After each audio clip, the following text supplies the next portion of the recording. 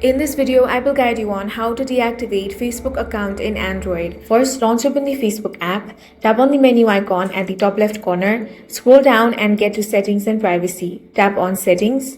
Here, you should be able to locate Account Center. Tap on it. Here, tap on the Manage Accounts option. Select your Facebook account. Tap on Manage.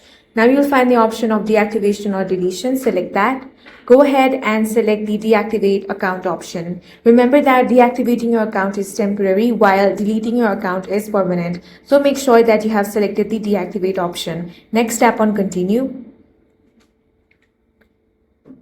Now you will have to enter your password, follow the on-screen prompts, confirm that you want to deactivate your account, and with that your account will be deactivated. After deactivating your account, you can reactivate your account anytime by logging in. That's all for this video. If you found it useful, make sure to hit the like button and subscribe for more videos like this.